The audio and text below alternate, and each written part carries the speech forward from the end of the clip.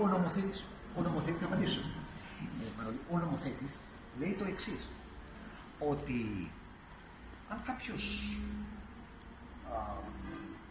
δημοτικός σύμβουλος εμφανίσει ένα συνδυασμό μπορεί να διαγραφεί ή να τεθεί εκτός, πρέπει να το αποφασίσουν οι ενεργεία σύμβουλοι με μια πλειοψηφία των 2/3.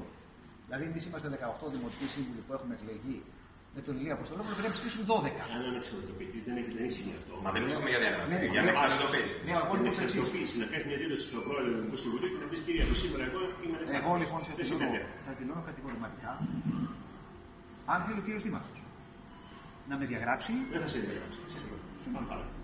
Αν θέλει να με διαγράψει, εγώ αυτά που έχω πει δεν παίρνω τίποτα πίσω, ισχύουν μέχρι και θα κάνει μια πονηρή ερώτηση. Εάν τον χρόνο το Σεπτέμβριο σε καλέσει πάλι και σου πει, κύριε Οικονόμου, εντάξει, έγινε ό,τι έγινε, με ψωμί και αλάτι, πώς λέγεται αυτό, σε να φέρετε πάλι μια alternativa. Θα την περιποιήσει.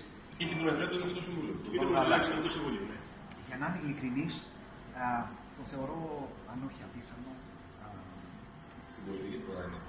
Εγώ τουλάχιστον με τον Μανώλη θέλω να είμαι ειλικρινής, όπως πάντα μιλάω, όταν έχεις τέτοια δείγματα συνεργασίας και έχεις τέτοια δείγματα συνεννοήσεως, πώς μπορείς να εμπιστευτείς? Εφόσον χαρακτηρίσες όμως τον Δήμαρχο με κάποια χαρακτηριστικά φθόνο, ότι έχει φθόνο, ζήλια και φόβο. Έτσι. Αυτά τα στοιχεία θα μπορέσουν να ανατραπούν όταν αύριο μεθαύριο δώσει την αντιδημαρχία. Θα αλλάξουνε ενώπιον των δημοτών. Αυτό λέω. Λέω ότι με βάση την ιστορία, και θα πω και κάτι που είναι σημαντικό, μου φαίνεται απίθανο. Εγώ έχω μια ιστορία σε σχέση και σε μικρότερη ηλικία με τον κύριο Ξύπη. Όταν διαφώνησα με τον κύριο Ξύπη, είχε τότε επανήλθα σε σχέση σε συνεργασία για το Δήμο. Μιλήσαμε στα δημοτικά συμβούλια, συνεφώνησα σε θέματα, διεφώνησα σε άλλα, αλλά αυτό που είναι συνεργασία για ένα κοινό όραμα δεν το ξανά έκανα.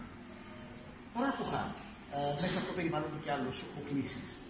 Κοιτάξτε τι γίνεται, ο καθένας έχει ίσως την ιστορία του.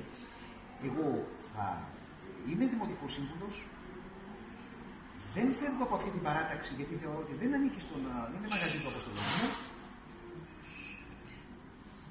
Θα ασκώ κριτική εκεί που πρέπει και πολύ σκληρή και σε ζητήματα που αφορούν την πόλη και τα οποία και πιθανώς ο Αποστολόπουλος έχει προτείνει και είναι θετικά να τα υπερασπιστώ. Άρα, δεν σκοπεύετε να αποχωρήσετε την παράταξη. Δεν βλέπετε τρόπο να ξανασυνεργαστείτε.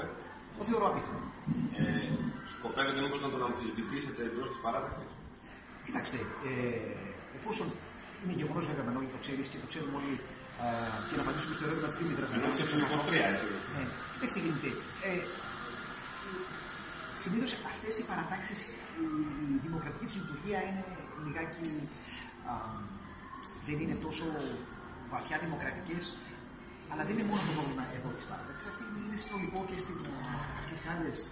Ναι, αλλά είπατε ότι δεν είναι δικιά του παράταξη. Ναι, βεβαίως. Και άλλες δημοτικές παρατάξεις και βέβαια και σε σχέση και με τα ελληνικά κόμματα. Αυτή τη στιγμή δεν μπορώ δεν θα μπορούσα να απαντήσω σε τέτοιο ερώτημα. Εντός της παρατάξεως να υπάρξει αμφισβήτηση. Είναι κάτι το οποίο μπορεί κανείς να το δει. Δεν μπορώ να απαντήσω σήμερα.